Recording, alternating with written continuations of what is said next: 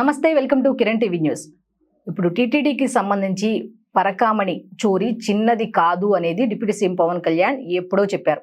అయితే హైకోర్టు కూడా నిన్న సేమ్ మొట్టికాయలు వేసింది. అది ఏ రేంజ్లో వేసింది అంటే, ఈటీవీలో ఒకప్పుడు నేరాలు ఘోరాలు అనే కార్యక్రమం అయితే వచ్చేది.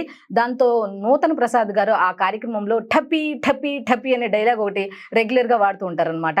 అయితే అదే విధంగా నిన్న మొట్టికాయలు అయితే ఆ రేంజ్లోనే వేసింది. ఏ విధంగా అంటే, అది చిన్న చోరీ కాదు, అది ప్రపంచవ్యాప్తంగా ఉన్న హిందువుల మనోభావాలకు సంబంధించింది అంటూ. అయితే డిప్యూటీ సీఎం గత ఈ ఇష్యూ బయటకు వచ్చిన దగ్గర నుంచి ఆయన చెప్పుకుంటూనే వచ్చారు. ఈ రోజు రాజకీయ విశ్లేషకులు చందు శ్రీనివాస్ గారు ఉన్నారు. ఆయన అడిగి ఈ విషయం మీద పూర్తి వివరాలు అడిగి తెలుసుకుందాం. సార్ నమస్తే. సార్, నూతన్ ప్రసాద్ గారి డైలాగ్ ఏమైనా చెప్పిందంటారా? ఓకే, ఇక్కడ ఏంటంటే సినిమాలు రాజకీయాలు, సినిమాలు డైలాగులు రాజకీయాల్లో కూడా వర్తిస్తుంది. కొన్ని చోట్ల ఉదాహరిస్తుంటారు. అంటే ఎందుకు వాడానంటే సార్, ఈ హైకోర్టు అనేది కూడా చాలా ఘాటుగానే స్పందించింది నిన్న. ఉద్దేశంతో అది వాడాల్సి అల్టిమేట్ గా ఏంటంటే rule is rule for all. As a layman గా చెప్తున్నా, లా చదువుకున్నట్టుగా తెలుసు అది. కాబట్టి చట్టం దృష్టిలో ఎవరైనా సమానలే. ఇష్టం వచ్చినట్టు మాట్లాడినప్పుడు ఏదో ఒక రోజు మీ దాకా వస్తే కానీ తెలియదు అన్నట్టు ఉంటుంది. కాబట్టి నోరు ఉంది కదా అని చెప్పి భావప్రకటన స్వేచ్ఛ ఉంది, కానీ ఆర్టికల్ 21, ఆర్టికల్ 14 ఏమైనా మాట్లాడొచ్చు. అంటే దాంతో పాటున వాళ్ళకు కూడా అవతలాలు కూడా హక్కులు ఉంటాయి. కాబట్టి ఇక్కడ ఏంటి, పరకామణి అనేది పరమ పవిత్రమైన కలియుగోదయం వెంకటేశ్వర స్వామిని నిలయం.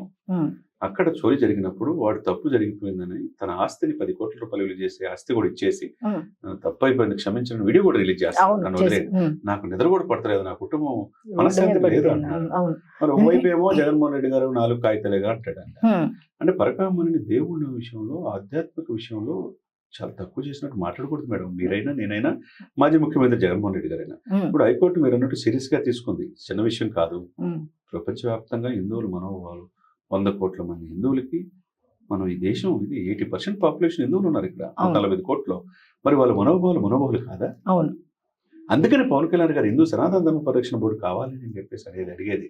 క్రిస్టియన్స్ కి మిషనరీస్ ఎట్లను, ముస్లింస్ కి అది కూడా వక్ఫ్ బోర్డులు ఎట్లను, హిందువులకి మరి ఉండాలి కదా. మరి అది కూడా సాధిస్తారు. కాబట్టి ఇక్కడ ఏమంటారంటే, పవన్ కళ్యాణ్ గారు ఏదైతే లేవనెత్తాడో ఆ రోజు 11 రోజులు ప్రాయశ్చిత్త దీక్ష చేసుకున్నప్పుడు కావచ్చు, ఇంకోటి తను తిరుమల కాలినడకన వెళ్ళి పసుపు కుంకుమ ప్రతి మెట్టికి ఇచ్చేసి కాలినడకన వెళ్ళారు మేడం. ఆయన ఎందుకు చేయాలి మేడం? మీరు నేను చేయొచ్చు కదా. ఈ దేశంలో పీఠాధిపతులు, మఠాధిపతులు, రాజకీయ నాయకులు చేయొచ్చు కదా హిందూ సమాజం కోసం. ఆయన ఎందుకు తెలుసు, కల్తీ మద్యం జరిగిందని తెలుసు, పరకామణిలో జరిగిందని తెలుసు. పవన్ కళ్యాణ్ గారు లేవనెత్తారు, ప్రతి అంశం ఆధారం లేకుండా లేవనెత్తారు మేడం. బట్ హైకోర్టు కూడా ఇప్పుడు ఆధ్యాత్మిక క్షేత్రమైన తిరుమలలో అన్యాయం జరిగింది, అది తప్పు, అది నేరం అని చెప్పినప్పుడు ఇప్పటికైనా మార్పు ఆ దేవుడు వీళ్ళకి ప్రసాదించాలని మనం కోరుకోవాలి తప్పితే మనం ఇంకా అంతకంటే ఏం చేయగలం? అంతే కదా. అంటే సార్, ఆయన దూరదృష్టి ఈ విధంగా హైకోర్టు కూడా సేమ్ వర్డ్స్ మాట్లాడింది అంటే, పవన్ కళ్యాణ్ గారి దూరదృష్టి ఏ విధంగా ఉంది అనే దాని మీద మనం చెప్పాలంటే ఏం చెప్తారు మీరు? డెఫినెట్ గా సునిశ్చితమైన, అంటే చాలా సెన్సిటివ్ మ్యాటర్స్ లో ఆచితూచి వ్యవహరిస్తుంటారు చాలా మంది. అవునా? మాట్లాడేటప్పుడు ప్రతి మాటకి మనం ఎదుటి వాళ్ళు చూస్తారనే ఆలోచన ఉంటుంది.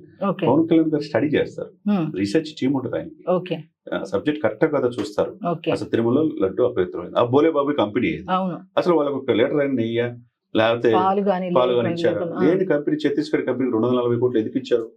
ఒక వేసే శాలువా, సత్కరించే శాలువా కూడా 1500 రూపాయలు అంటే 350 రూపాయలు విలువ చేసే శాలువాని 1500 రూపాయలకి మీరు ఎట్లా 54 కోట్ల రూపాయలు ఖర్చు పెడతారు? మీరు అనువనువున ఇష్టం వచ్చినట్టు తీసుకుంటా ఉంటే మరి ఇది ఎవరిది? మీరు నేను మనం తిరుమల వెళ్ళినప్పుడు డొనేట్ చేస్తుంటాం. ప్రతి ఒక్కరు పేదవాడితో సహా అందరూ డొనేట్ చేయాలి, అందరి సంపద అది. ఆనాడు కృష్ణదేవరాయలు గారు ప్రతి విజయానికి గుర్తుగా వెళ్ళి ఇక్కడ నాణ్యాలు ఇచ్చేవాడు.